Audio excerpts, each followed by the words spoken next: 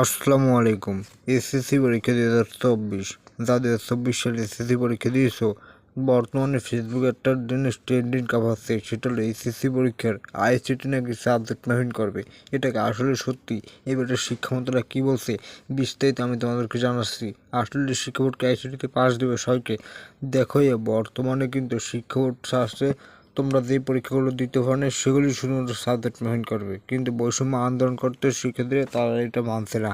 এখন শিক্ষা বোর্ডকে আইসিটিতে পাস করবে। দেখো, যদি আইসিটিতে পাস দেয় তাহলে কিন্তু সবাই পাস করে আসবে। যেমন আমি তোমাদেরকে বুঝাচ্ছি, আইসিটি একটা ঝামেলার সাবজেক্ট। যেমন তোমরা বাংলা পরীক্ষা দিয়েছো, ইংরেজি পরীক্ষা দিয়েছো, সেখানে দুই ফটো মিলে কিন্তু পাস হয়, কিন্তু আইসিটির ব্যাপারে আলাদা। তোমার এমসিকিউতে আলাদা পাস করতে হবে, 25টি এমসিকিউ সেখানে 8টি হওয়া লাগবে, এবং তোমার যেখানে সৃজনশীল 50 মার্কের সেখানে কমসে কম 17 হওয়া লাগবে, এবং তোমার প্র্যাকটিক্যাল আলাদা পাস করতে হবে। তারপরে তোমাদের আইসিটিতে পাস করতে হবে। তাই সবাই চাচ্ছে যে আইসিটিতে যদি আমাদের পাস দেয়, আমরা কিছু যাচ্ছি না। এখন শিক্ষা বোর্ডকে আসলে এই ব্যাপারে কোনো সিদ্ধান্ত নিয়েছে? দেখো যা, শিক্ষা বোর্ড এখন এই ব্যাপারে কোনো সিদ্ধান্ত নেয় নাই।